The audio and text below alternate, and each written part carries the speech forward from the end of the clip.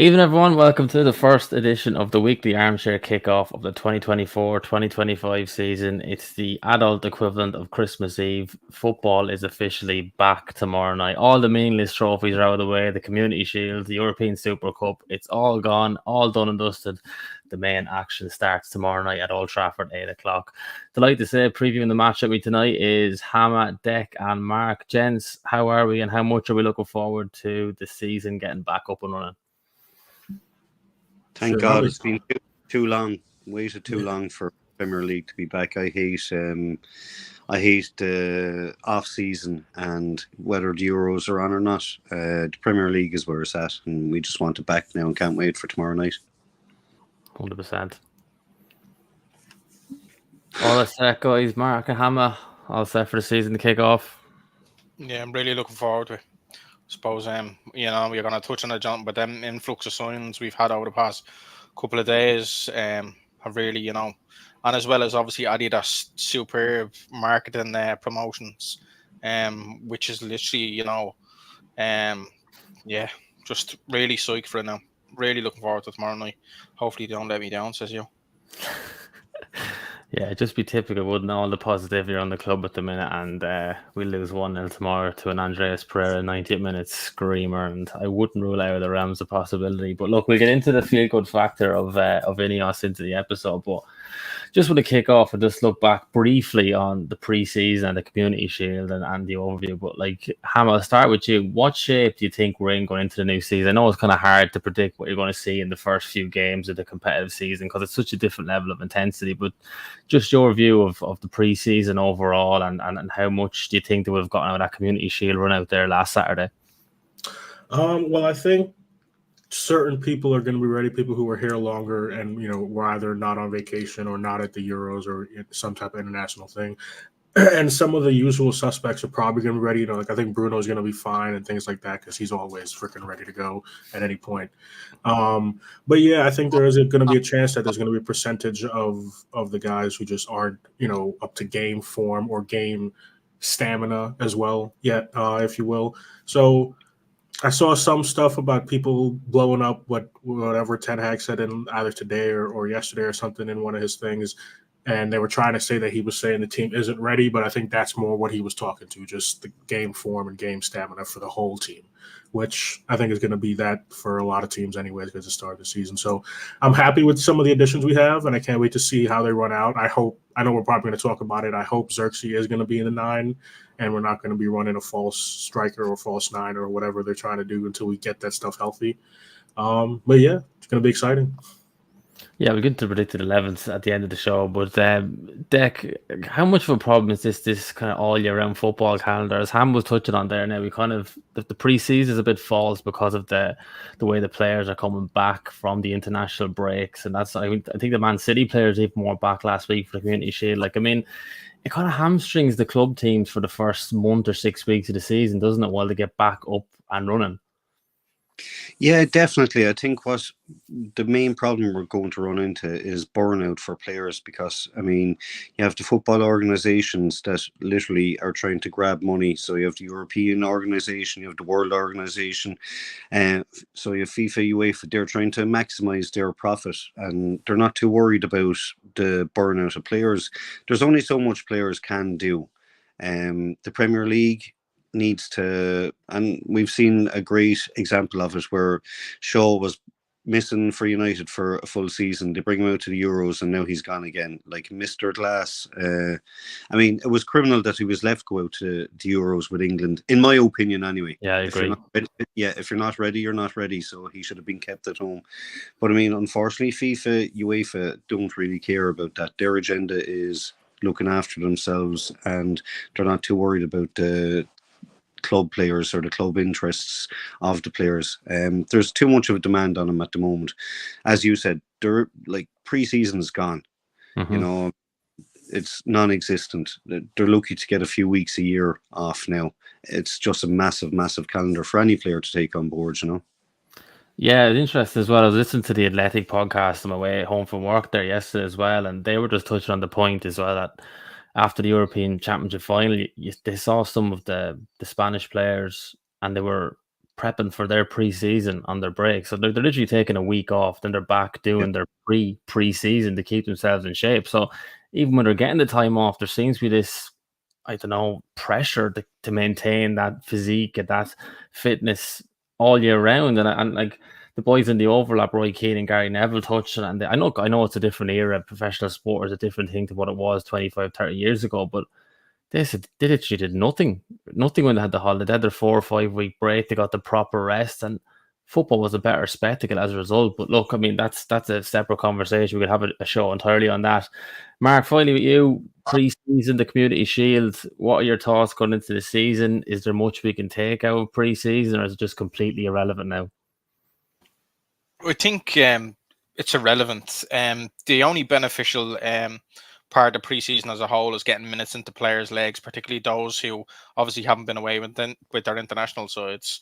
And particularly the younger lads who we obviously have an influx of younger lads who are they've been playing or getting minutes with the first team. So that's exactly what it kind of boils down to, and integrating players into the first team, such as like the likes of Kobe Mainoo from last year gone, and this year gone, like Hardy Amass and things like that. So in regards to the preseason, I thought we like it was a relatively okay preseason. I know people can have their own thoughts in it in regards to obviously the Liverpool result, but you have to bear in mind, like, we can take absolutely nothing from it. A couple of years ago, did we not beat Real Madrid 3-1 in a pre-season friendly? We thought we were kind of, and I don't know what we done that year. Was it Louis van Gaal or something to that effect? But anyway, I don't take much of it. It's only a benefit in regards to minutes and players' legs over the course of the weekend. I thought that we played relatively well. I know City can turn around and say, well, realistically, they didn't have a full trend squad there, which obviously they didn't. However, either did we. So I think we're going into the season in good stead. I think it's going to be a few ins and outs, supposedly, as well. I don't see us doing much more business in regards to incomings, but outgoings from Manchester United probably be an influx of them prior to obviously the season transfer window ending, as per se, Yeah, it's an interesting point you mentioned there about the kind of final few weeks now of the transfer window. It wasn't a few years ago they actually closed the window just on the eve of the Premier League season start. And I think was that only one season they did that for or something. And I actually kind of thought it worked quite well because it does put the pressure on the clubs to get the business done, and every player and manager can settle down then for the first few weeks of the season. But look, it is what it is. Mark touched on it briefly there, Hammer, at the start of the show about the Ineos feel-good factor. They've done a lot of great things off the field. There's no doubt. We've seen the impact they've had off the field, the swift moves in the transfer market, pursuing multiple targets at the same time, having contingency plans, making appointments in the right areas, coaching improvements, etc., etc. How much of an impact do you think this is going to have on the players now on the field this season? Because, well, the likes of Dan Ashworth and Omar Barada aren't directly involved in the first team in terms of coaching. There's definitely going to be a bounce in the players' motivation this season, knowing that, well, look, we're not just playing for money. It's not just battling for top 4 or top 6. We're actually going to be going for major honours now in the next few years. Do you think that's going to have a big impact this season on the players as well in terms of that extra 15 or 20% effort? Well, to be slightly pessimistic at the beginning of my answer, I'll say you would fucking hope so. I mean, shit, we've all seen, the last few seasons where we've all been sitting there questioning, like, you guys, they're making all this money, but putting half effort in on the pitches at times. But I will say, yes, I do think it's going to have a boost. And I think some of it is actually already getting seen in a sense to the way you're asking the question in some of the players coming in, right? One of the big things that people are talking about is that we're still pulling in players, even though we don't have Champions League to offer, and not like mid-table players, De Ligt and all these guys coming in is players who could have been playing for Bayern still and playing in Champions League and competing for a title without question. But I saw somebody tweet earlier in the week, like I think all of us would like to know what are these players that are still coming in despite us not having everything to offer getting told. And that's where it comes into what is Ineos selling these players, which they're obviously going to be selling the players who are here already. So, yeah, I think we need to have patience. We can get excited. But as Ratcliffe has been saying, right, like, this isn't going to be a one transfer window and we'll be back, competing for everything. It's going to take probably a few. But like you said, the way they've started is very promising and very exciting for Manchester United fans. So I think it is going to boost the players as well as the quality of ones that we brought in. Like I'm not going to lie, I'm assuming Dillit and what's his Mazwari is his name. yeah. Yeah, I'm assuming they're both starting tomorrow. Like, you know, and I know this might be a thing that like potentially they're not, but like one with the injuries and two, it's a thing of they were already playing Ten Hag style right before, right? So it's not like they have to come in and be like, oh, we need to learn the whole system. They should know it already. So there's a potential they're going to start tomorrow too. So the signings are exciting. I'm excited for how they're moving on the money side. I think everybody is. We're not getting bent over in all our transfers anymore, which is a good thing. So the early days are exciting, but like Sir Ratcliffe has been saying, it's not going to happen over one transfer period. Yeah, I completely agree. And like that, all that positivity, not to be negative, but all that positivity could evaporate very quickly tomorrow night if we are caught on the hop by Fulham, which could easily happen. They're a very decent team with a decent manager. So, like, I mean, like you said, their patience is the key word. You know, it could be a very tumultuous first 4, 5, 6 months of the season, especially with that injury to Euro and everything. But look, Dec, what have you made now of Ineos, and like what sort of impact do you think that's going to have on the players' motivations this season compared to previous seasons? First off, I think the Bayern Munich players left because they knew they'd never win a trophy with Harry Kane and their team. That's the curse. but come here, we love. I love what Ineos have done. I love the fact that we now have a proper football structure with football men at the top of their game as well. Because let's be honest, we've taken top men from top teams to come into Manchester United, and that shows the draw that United still has. You know, I mean, arguably the biggest club in the world, without a shadow of a doubt. And these people obviously believe in what Ineos are selling them. So, I mean, they wouldn't have left if they didn't think it was going to work for them or that they could do a job. So the players have to feed into that. They have to know that something's happening. And I think that's why the transfer window has been so successful. Even though we don't have Champions League football this season, the players are buying into it, and that's what we need. We need the players to buy into the future of United and to show it on the pitch. I definitely think the signings are going to start tomorrow night as well, more so due to the fact that we do have a few injuries, but also due to the fact that it's going to show the fans and everyone else, all the other teams, that we're not afraid to have a go tomorrow night. And I think we're going to tear into Fulham tomorrow night. And I've predicted a 3-0 win, so hopefully that'll come true. Yeah, we just both touched on it there, the lack of Champions League football, but still being able to convince top-level footballers that this is the right place for them to progress their careers. And it's Manchester United. I'm sorry. I know some I'm sorry to interrupt. Like, I know some other top 6 fans and top club fans that get annoyed when we say that, but I'm like, and I know some people get annoyed when we comparing stuff with American things, but it's like Manchester United is the Yankees to me. Yeah. You don't have to be winning World Series or Premier Leagues every season. It's still going to be what it is. Yeah, no, they do. I agree with you. They have that draw, and I mean, like, there's a lot of deluded football fans out there, but I like to think I'm quite realistic at the best of times. But the hard facts are Manchester United are one of the biggest sporting organizations in the world, and they always will be, and they will always have a pull that other football clubs simply don't have. I couldn't see any other team in the Premier League being able to attract the likes of Lenny Yoro, who was one of the most high-rated young centre-backs in Europe, if Real Madrid were chasing him, without Champions League football. But like that, I think a key word that a lot of the new signings are using is pathways, especially the younger players. So Ineos are clearly putting a direction in place there that has been outlined to each player that this is the progress we're making as a club. This is the progress that you're going to make as a player individually. And I think it's one of the big reasons why we're after signing that young striker from Arsenal, whose name evades me at the moment. But even at youth level now, you can see the work that Ineos are doing. So look, positivity. Mark, finally with you, Ineos going to have a big impact, a bounce effect on the field, or do you think it's going to take time like the boys? I think there's no like that. Well, like what the lads are touching on, I think it's just a time for patience, as per se, because realistically, I know we're after having an influx of signings, and I'm absolutely buzzing about tomorrow as well, as much as Deck is. However, if I'm like, oh, we'll go out there and batter them 3-0, but realistically, they could still break me heart again.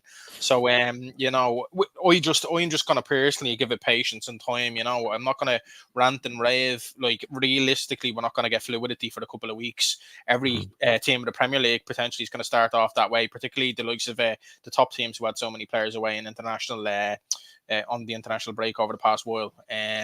So yeah, I'm really excited again. There just seems to be somewhat structure in the club now. I know we touched on it so many times last year when it was just like, obviously prior to the 25% takeover that, it was not there previously. I don't remember the year that phased me, but we had solicitors going in at one point structuring transfer deals many moon ago.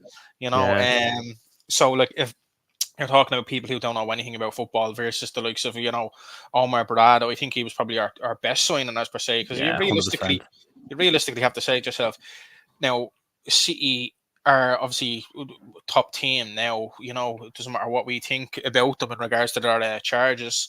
However, the structure that club has, they're run very well. They're still gangsters, but they're run very well. So you know what I mean.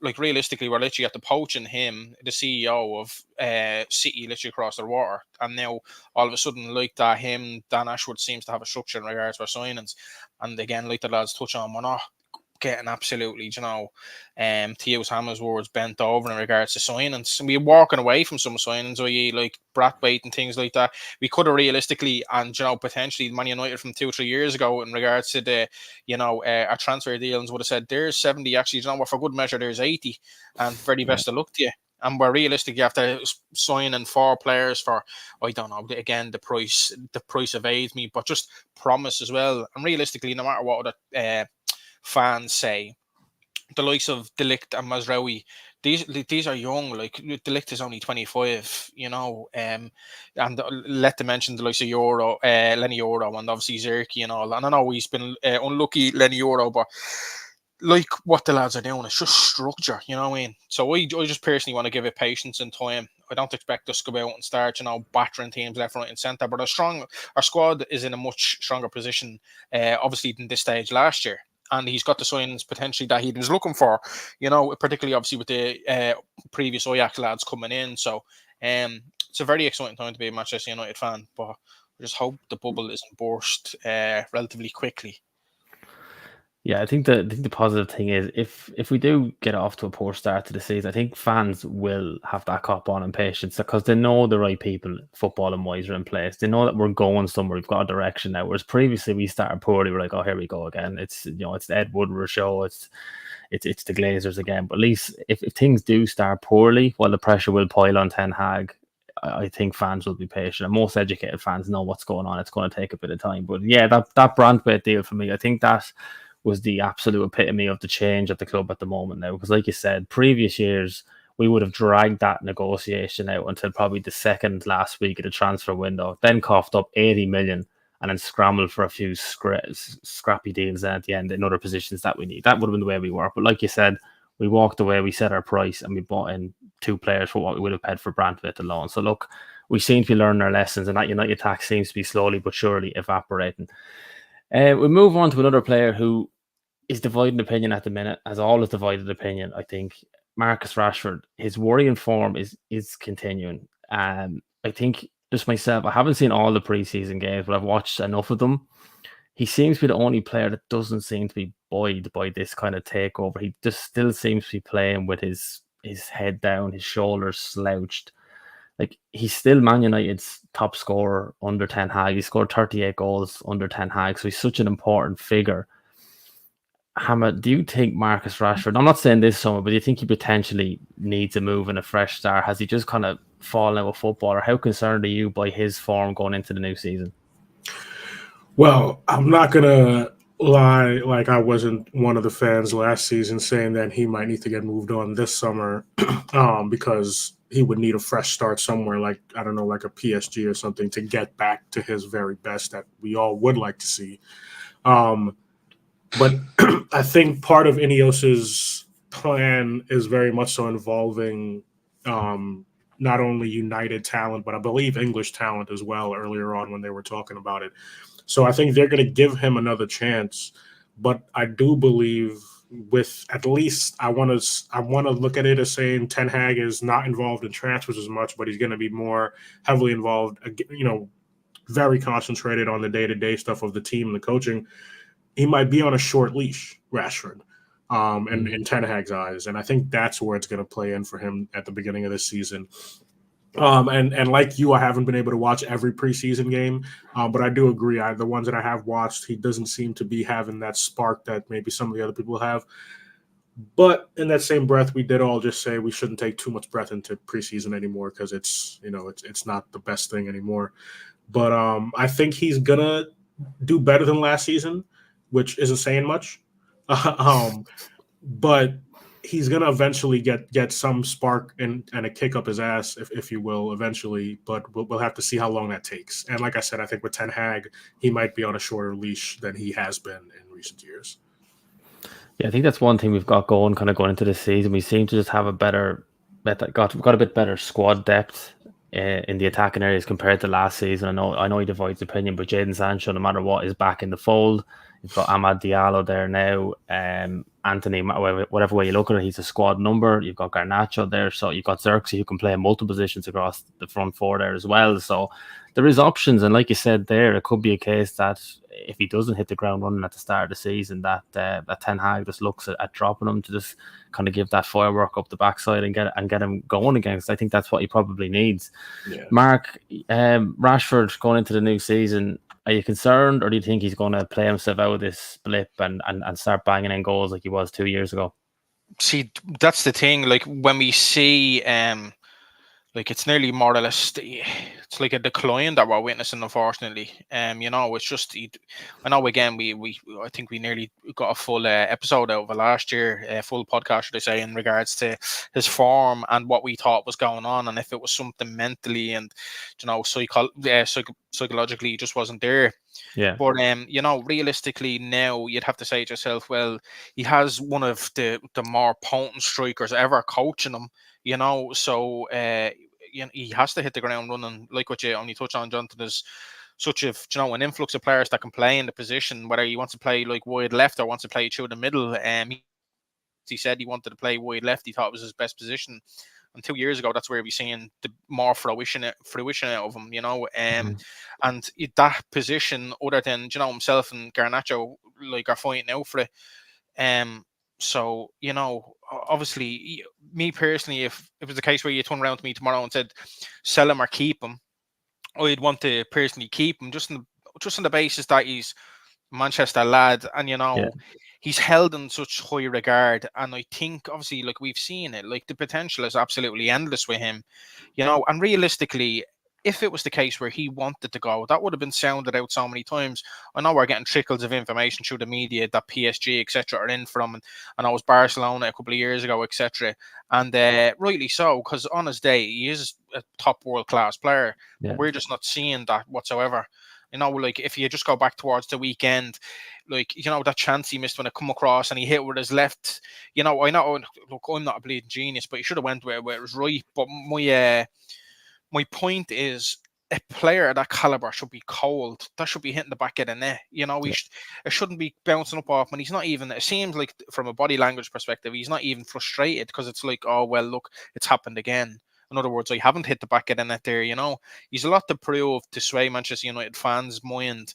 Like, I believe that he wants to be at the club, but I believe as well that he's in such a poor run of form. Realistically, he didn't make the England squad, did he? He should have come in all guns blazing towards start of the transfer window and pre-season, etc., and said to himself, I'm going to nail down a place here in Manchester United squad, considering obviously we bought in the likes of Xerxes and that, and Højlund have received a different number, etc. It seems like he'll be playing the number 9 this year when fit. So this is a player who needs to get the finger out. Other than that, he is seen as coveted, so he would be like, Ineos would be like, we'll just sell. It won't be, this is a business after all. We can't keep our prized possession if it's a case where he's not firing on all cylinders. So, that's it. I know that was a very on defense answer. The way I want to keep him personally, but I hope he does well for himself as well as Manchester United, really, because obviously he just, again, I know you touched on it a couple of years ago, he was in such a rich vein of form, but when he hit that rich vein of form, Manchester United just felt like Manchester United again. It was like, we were so happy. We could feel that something was coming. And hopefully this is the year potentially that, there's a turn of the tide, Yeah, look, it is a bit worrying. With Rashford, there's something I kind of raised with a few mates of mine. And I remember Wayne Rooney when he got to be 26, 27. Now, I know Rooney had probably a different sort of physique, but he played a lot of football by the time he was in that 26, 27-year-old bracket. I remember he signed a contract under David Moyes in the second half of that season, and he just never really hit the heights that we knew he could after that. Do you think Rashford has just played so much football now that even at this age of 26, 27, he's reached his peak now and there's nothing more to come from at that level? Or do you think it's just a small minor blip he's going through and he'll hit those heights again? Personally, I think he can hit those heights again. I think this season's a defining season for Rashford. Mm-hmm. Like when he's on form, he's nearly unplayable. Yeah. I think he took on too much outside of football for himself, and while he did great for everyone and got loads of plaudits, I think it distracted from his on-field stuff. If he gets back to playing and doing what he needs to do on the pitch, I definitely think he can reach the heights again. I don't think we've seen I don't think Marcus Rashford is finished. Problem is for Rashford as well is every miss he gets is reported by about 3 million news fucking outlets, Yeah. I mean, and that's the issue you have with playing for Manchester United, because everything is focused on 10 times more than other clubs. He's an England international, didn't get to go to the Euros, which didn't work out well for England in the end because they brought players who I think were substandard to Rashford, even after his worst season, Yeah. Marcus Rashford on his day can destroy any team. I hope for him he can get back to the heights that he should attain, and I honestly think he can. But I think this season's make or break for him, because there's a lot of United fans on the fence about him at the moment. Me personally, I hope he stays. I hope he plays out of his skin, and I hope he starts banging in the goal soon.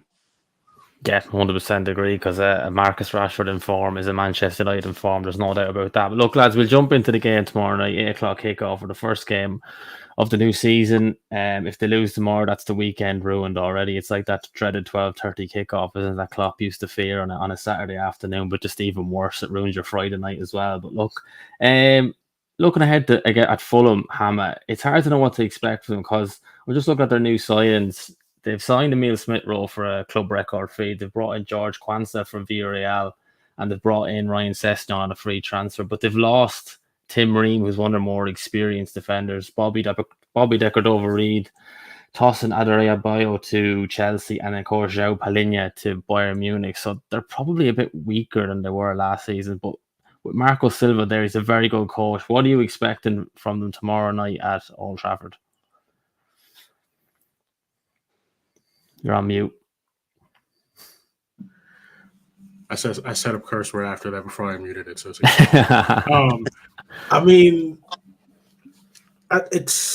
we're gonna get what we always get at when people come to play at Old Trafford in some of these recent years, which is unfortunate considering where we were during the Sir Alex time, where people were shitting their pants just walking down the tunnel before we even got on the pitch.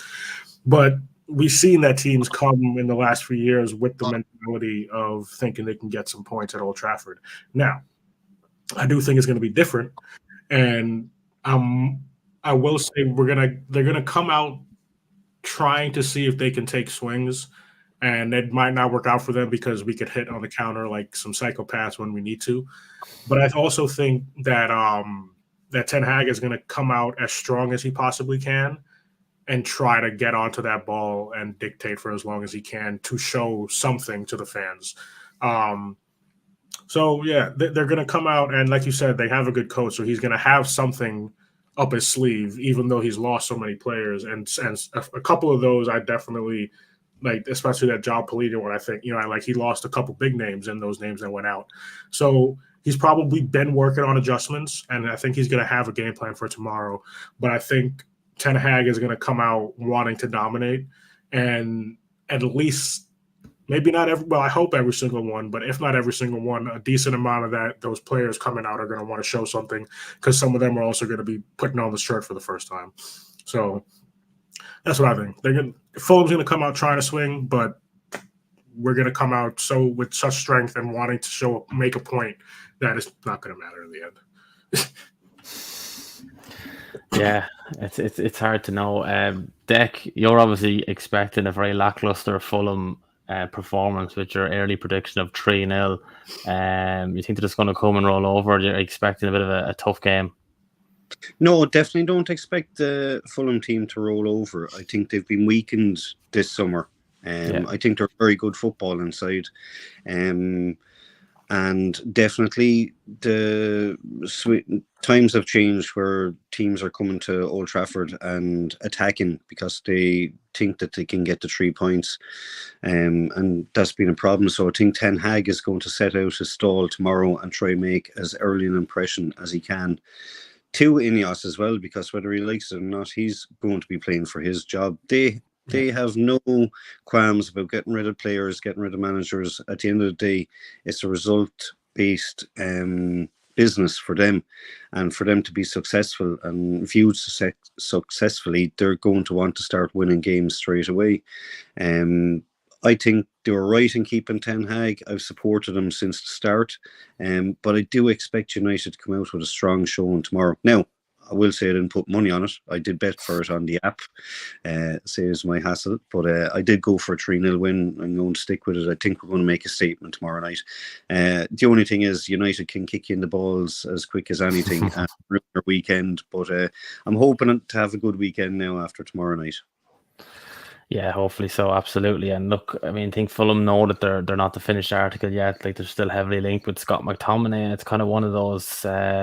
It's one of those Mexican standoffs, really, isn't it? I think I wouldn't be at all surprised to see Scott McTominay finishing up at Craven Cottage by the end of the window, to be honest, because there's a bit of a disagreement there over fees, but there's not a lot there. I think it's in between 5 million or so, but I wouldn't be at all surprised to still see Scott McTominay end up there before the end of the transfer window.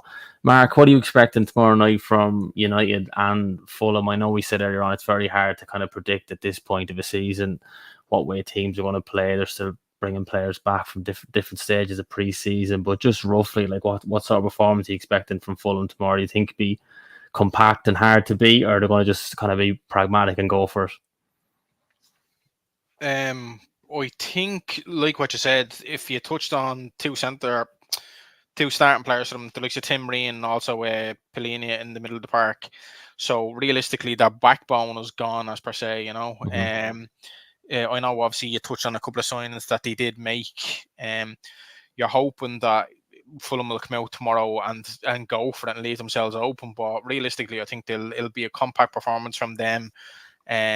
Obviously from a Manchester United perspective, we want to obviously go out and win tomorrow, but I just want us to start well based on obviously previous seasons. Like, realistically, at this stage last year, first game was against Wolves. And when I was at that game, I just said to myself, like, what is that going on here? Because I've walked away from Old Trafford thinking it was at the losing. That's what I felt like, And realistically, I went to, again, the Fulham game. That was a couple of months ago. Again, don't quote me on the month, but United lost 2-1 in that game.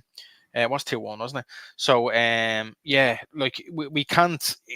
We have to respect them. At the same time, don't offer too much respect, in the sense of, I'm hoping and expecting a win. However, like what Deck touched on, it's either going to make or break your weekend, really, isn't it? It's like, but realistically, we need to hit the ground running, because you expect people around you. Like, realistically, Manchester United, when I finish in the top 4 spot this year, if anyone turns around and says, well, we should be competing for the league, I don't really think it's viable, albeit I want that as much as anybody else.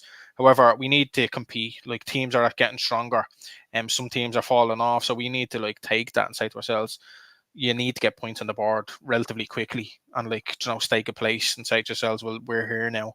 We're having an influx of signings, albeit as soon as we can keep away from injuries, as per se, well, then hopefully we'll have a half decent season. But tomorrow's the start of it, and there's players there potentially are there based on the fact that obviously there's numerous players out injured still, or still coming back to full match fitness and that after break. So they need to stake their claim as well, particularly obviously the young lads, the newer signings, the likes of De Ligt and Mazraoui, should they start tomorrow. These are players who will want to stand up and be counted and say to themselves, well, look, I want to stake a place in this team as well, you know. Yeah, like I said there, like I was only thinking it there myself before we actually went live. There is big pressure on the team to start well this season, because like the 2 seasons under Ten Hag so far have been very underwhelming. I mean, 2 years ago we got caught by Brighton and then got battered by Brentford, and then last year, I know, like you said, we got that 1-0 win over Wolves, but it was one of the most unconvincing wins I'd ever watched at Old Trafford. I mean, like you said, it felt more like a defeat, and it probably set the tempo for the season, because every game that went by, we were looking at that wide open, hard runners coming at us, 22 odd shots on the goal, and you're like, he's going to fix it next week. They're going to fix it next week. And it wasn't until the FA Cup final, really, that we actually saw it been properly fixed, which is absolutely crazy, really, that he didn't go a little bit like more compact throughout the season. It was like he was just been stubborn to stick with a certain style of play, and in the end he probably was very lucky to stay and keep his job. But like Decker, look, I hope it goes well for him. I hope we do have a good season. And you said it as well there about a few teams falling off. I don't think we'll challenge for a league. I certainly don't think we'll win the league, but there's definitely an opportunity there to do better than people think. I mean, you look at Liverpool, I think Liverpool are really going to fall off this season, and that's not just me wishfully thinking that they do shit for obvious reasons. I genuinely do think Liverpool fans are going to experience what we experienced in 2013 when Sir Alex Ferguson went, because Klopp, no matter what, love him or hate him, he had that aura. He wasn't just a football manager. Like, he just got everyone bought into that Liverpool style of play. And I'm not saying Arne Slot isn't a good head coach. He is a very good head coach, plays a very good style of football, but different and all they got was one Premier League out of it. Isn't that a shame? The heart breaks for them, absolutely breaks, the injustice. But yeah, look, I think there's opportunity there. Chelsea, I don't know. I don't even think they know what they're doing. They could have a new manager by next week. It's absolutely a circus. I think the only 2 certainties this season are Arsenal and Man City, that they're going to be up there. But definitely want to see a drop off in a few clubs, I think. And there's definitely an opportunity there for a real outside runner, I think, to get into that Champions League spot or mount an unlikely title challenge or whatever. But look, we'll wait and see anyway. But looking ahead tomorrow then, Hammer predicted 11 for Manchester United. What are you thinking? Onana, obviously. I do think De Ligt is going to start, and Mazraoui might start just because Shaw's hurt, and Amos wasn't in the, right, if I'm not, was he on the bench for the Community Shield? He wasn't even in the squad, right? Yeah. So might be Mazraoui starting out left because we have nobody else. So yeah, Mazraoui, Martinez, De Ligt, and Dalot as the back. We haven't figured out the midfield yet. I'm hoping something comes in still before the end of the season as another midfield signing. But for right now, I think it's obviously going to be Casemiro, Menu, and Bruno. And up front, I would like to see, but again, like I mentioned at the beginning, I don't know if we're going to still go with that false 9 thing, but I would like to see Rashford, Xerxes, and Ahmad. And because I think the way he ended the season last season and with his preseason performance, I think he's earned the right to be the first match day 1 starting right winger. So yeah, he's definitely playing with a swagger, isn't he? That Liverpool goal was absolutely transformative to him, and I really do hope he has a good season, because it looked for a long while like he was on the way out. Really didn't think he'd ever going to get a chance under Ten Hag, but look, thankfully he's getting a chance now, and hopefully he takes it. Deck, what are your thoughts tomorrow night on starting 11 for Man United? Yeah, I can't actually disagree with that team too much. And like, I mean, I think the only thing that is up for debate is midfield. But no, that team looks probably to be what we have at the moment. Definitely think the number 1 name on that team sheet, aside from Bruno, is Ahmad. I think he's going to have a great season. He definitely deserves his chance. He's shown it in pre-season, and at the end of last season, he definitely deserves to be there. In my mind, ahead of Rashford as well. So I definitely think we're going to get a big season out of him. So hopefully, fingers crossed. Okay, so you're predicting the same starting 11 as Hammer. Mark, do you see any differences there to what the 2 boys have predicted? Any left field predictions? I would say left field predictions. The only thing that I'd say is I don't think De Ligt is going to start. I think Mazraoui will start, but I think your two centre halves there, they're going to be Martinez, obviously, and Maguire. And provided Maguire isn't injured, isn't he? No, yeah. So I think they're going to be the two centre halves. Other than that, no, two midfielders in the sense of Mainu and Casemiro obviously picks itself, and the three up top again. I think he'll go obviously. Ahmed. I'm hoping he goes Ahmed, Garnacho, and obviously Rashford potentially through the middle. If not, there could be a shock and throw Zierski in there as the 9 and drop Rashford. If it was me, potentially that's what I'd be doing. But I don't see him dropping Rashford just yet. But again, he has to set a stall out. So like tomorrow, literally, we need to hit the ground running. Like I said, the players that start tomorrow should be staking a claim with that team because we're gonna get players coming back from injury and that. And obviously more minutes in the legs is only going to be beneficial to us. So no, the only thing that we see different to that team tomorrow is obviously Maguire, based on what the lads are saying in regards to starting at 11. Maguire and De Ligt will start on the bench. I'll be very surprised if De Ligt starts. I'm not suggesting that he shouldn't in general, but what I'm saying is Maguire had a good game there last week against City, number one. De Ligt is literally only after getting off a flight a couple of days ago. And to touch on what Hammond said, realistically, Luke Shaw is going to be out injured for a while now. So we've Mazraoui and Delao as our two starting fullbacks for the time being. So that's exactly what way it's going to go. I'll be very surprised if it be anything different. Yeah, I agree with you. He's normally quite conservative with how he beds in his new science, isn't he? He doesn't kind of throw them in there. I agree with you, Mark. I think it'll be Onana in goals. I think you start Mazraoui at right back, just to give him a bit more comfort, starting in his more familiar position. I think Dalot will play left back, and I agree with you. I think it'll be Maguire and Martinez at centre back. As much as I'd like to see De Ligt start, I think he'll kind of ease him in a bit more, and then the rest of the team, I do agree. I think it'll be Ahmad, Rashford, and Garnacho up front. He'll go for the try and test. I don't think we'll see Xerxes go in there. I think it was quite if he'd have played about half an hour last Saturday, I would have said potentially he would have started. I would like to see us starting with a recognised forward rather than that kind of, like what Hamma said, that false 9 and that kind of messing around at home against Fulham. Like you need to be going for it. Take the game by the scruff of the neck. But look, it's kind of circumstances and whatnot. So first goal scorer then and final score. Hamma, I'll start with you. First goal scorer, I will go Bruno just for a feel-good thing because I feel like everyone gets hyped when Bruno scores. You know what I mean? And then final score, I'll do an adjustment on Dex, and I'll say I agree we're going to score 3, but I don't know why there's something in me that feels somebody's going to let one slip in somewhere, so I'll do 3-1 United. Oh, and sorry, that was potentially inappropriate, but yeah. Yeah, we just don't do clean sheets, do we? Not with Onana and goals. Dec, you've obviously said 3-0. Who do you think your first goal scorer is going to be tomorrow? I'm going for Ahmed, first goal scorer. Scott McTominay to go off the bench, score 2, and get us transferred to Fulham. It's real Roy the Rover stuff, that, isn't it? Mark, for first goal scorer and then predicted final score. I'm going to say, again, on the fence somewhat, 2-0. And I'm going to say Garnacho rather than the first one, anytime goal scorer. So between 1 and 2.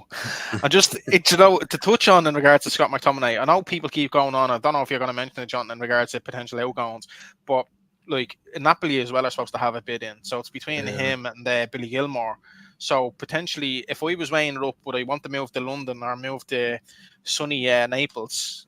Me personally, I'd want to move to sunny Naples. So we'll see what happens. It's very interesting. I'd personally keep McTominay.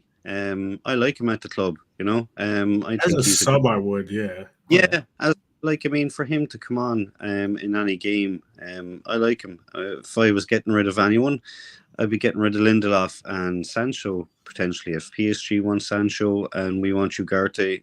I hope that happens, yeah. Just swap them. Everybody will be happy. Yeah, I think so. Yeah, just finally before we wrap up then, lads, what would you like to see happen between now and the end of the transfer? Like, obviously most of our business is done now. We're not going to do anything exorbitant between now and the end of the window because of the PSR and whatever. But like, I come to each of you, Hammer, what would you like to see us sign, and who would you like to see leave before the end of the window? Oh well, leave as well. Leave is Eriksson under is his contract running out at next season? Next year, yeah. So I would do Eriksson because, with all due respect, he might be a more intelligent footballer than some people, but whether it was the unfortunate heart thing or just his legs going in terms of trying to keep up. He's not able to keep up in our midfield the way that Ten Hag would like. So I'd say Eriksen. And then, I agree with Deck on somebody like Lindelof, because I think he's just going further and further down the pecking order. So there's no point in just having him sit there doing nothing. And then in terms of coming in, I would like to see Ugarte or some semblance of that, because I don't think Casemiro is going to be here next summer. And I would like us to see if we can get somebody in who's already going to be that natural replacement for him when he leaves. Yeah, I agree. I think Ugarte is the number one I'd like to see come in before the end of the window close. And I think definitely now, I think we need a left back as well. Even on loan, even if we brought Reggie on back, I wouldn't have any issue with that. I thought he did quite well in the few months he was with us last year, and he's better than no one there. I know we have Mesraoui and Dalla who can play both sides, but he's naturally left-footed, which makes a massive difference going forward. And I would say, this is outside of side just because you brought the left back, I wouldn't mind seeing the kid at least a regular in the squad, like on the bench, because I think he had a great preseason. Yeah, 100% agree with you. I was shocked actually when he didn't start the Community Shield final last week, but there you are. Deck, you've touched on Lindelof leaving. I think he has to leave too, because at the moment we've 6 senior centre backs on the books. I think he has to go. But who else would you like to see leave and potentially come in then before the deadline? Yeah, I kind of said it there earlier.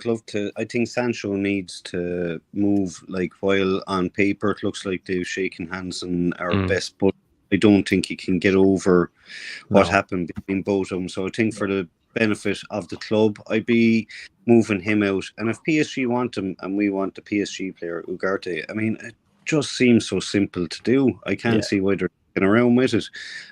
They want him, we want their fella. Get the deal done, job done, and let's move on. And I think the players want it too. Like, Sancho wants to go to PSG and he wants to come here. So it seems simple. Yeah, it makes sense. It's one of those ones you can see getting over the line at 11 o'clock on deadline day, really, can't you?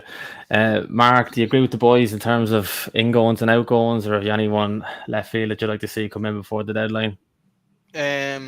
Obviously, again, look, I'll touch on the Lindelof thing. He's coming into his final years of his contract. Manchester United will not offer him a new contract. There's no way that's going to happen. So there's a player realistically they want to get off the books. Him, again, like what Deck said, Sancho, he's obviously still a very young player with a hell of a lot of potential that what we just haven't seen any fruition from it at all. And let alone obviously his absolutely outrageous behaviours last year. So again, to cash in whatever it is, like, couldn't care less, but they're obviously the money men. Take 30 million for them and good luck, because we don't want any poison in the team, and realistically he was a poison last year. Even after his outcome. In terms of anyone coming in, obviously the big names, obviously Ugarte, that's been linked with him all year, all summer, should I say. Hopefully he does come in, but again, I wouldn't rest me laurels on that sign, and like potentially, again, if it was up to me, albeit a squad player as well, I'd take back in Amrabat. I'd go back in. I know people would probably potentially be like, well, you don't have a clue, but based on the FA Cup final alone and his performance, I'd bring him in, because he was playing out of position last year the majority of the time as well, covering, ironically, that left back slot that we already touched on. So that's where he started. He debuted there, and the man probably never played there before. So very, very good squad player. And again, we could get him in on the cheap. I'm not going to say he's going to turn our whole squad around, but if it was up to me and I had the power and we weren't getting Ugarte in, I'd potentially go back in for him as well, considering he was the ultimate professional in comparison to some of our players last year. But yeah, that's kind of that. I don't think we'll go in for a left back. I'll be surprised. I hope what Hammer said, I know you touched on it, Jonathan, in regards to Harry Hamas. I can't rate him highly enough. He's of that same cohort of that, and them lads, the likes of Collier and that, and obviously are shining light, Kobe Mainu, players of that regard. So I hope he's given the game time, and which I think he will be. He must have been injured. I know what you're saying, Jonathan. You're surprised you didn't see him in the squad last week. He definitely must have been injured, because there was no way, based on his pre-season performances, that he wouldn't have made the squad at least. It's either an injury or something personal. God forbid. So I don't see a massive influx of incomings or outgoings, but I just know, based on the fact, obviously, again, we said it in regards to Ineos earlier on, that whatever happens, it's going to be done right. At least we know that, Well, it's not gonna we're not gonna be going out and squandering millions and millions of euros or pounds, and and we'll get the right players, thankfully. So that's what I'm hoping for. And if not, over the next couple of months, we'll see more stuff through the media in regards to incomings and outgoings. So yeah. What do you think about the links to Evan Ferguson? Have you seen anything about that? I've seen a few of those, all right, but I'd be absolutely shocked if we're in for Ferguson. Definitely not this summer. We could be watching him, but I couldn't see us paying 50 million for Evan Ferguson now. I think that's an Irishman's hope. Yeah. I think it's the Irishman. We just want to see an Irishman definitely leading the line at Old Trafford. Tricolour back in the stand. We're going fucking mental. You know what I mean? I think that's the dream. When did that ever stop you bringing the tricolour into the stand? I have my Irish Reds tricolour, and they tried to stop me putting it up in the stand the last time I was there because they said it was political, and I said you do see the crest in the middle says Manchester Irish Reds, and I said half the stadium here is Irish in case you didn't know. So jog on, Mike. Jesus, football has gone crazy, but Evan Ferguson definitely has a big season ahead of him because he kind of fell off a bit of a cliff last year after that monumental first season. But look, lads, we're 50 minutes in. We've covered the game. We'll leave it there in terms of the preview. Just before we finish up, though, we were having a chat in the group this week about mental health and mental well-being going into the season. It's a hugely important thing because we're all happy. We're all buzzed going into the new season. It's a great time, but look, just like the football season, everyone's mental health is a roller coaster. No one is ever 100% okay. And it's so important now more than ever to talk to people, talk to someone. At the channel here, we are partnered with Manchester Mind.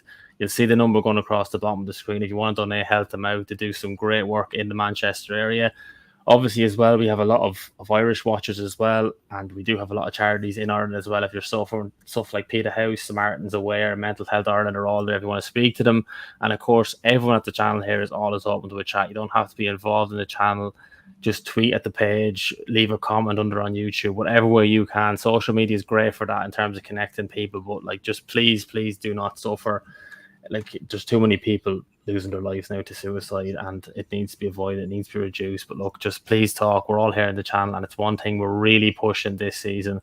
But look, hopefully Manchester United give us plenty of reason to be happy this season. Delighted to be joined by the three lads. I hope it's a very successful season. I hope we're sitting there at the end after winning the treble. The Europa League counts, by the way. And look, I hope it goes really well. But look, lads, thanks for joining me. Thanks for everyone that got involved in the comments. Thanks for watching, guys, and we will see you tomorrow for the review. Take care.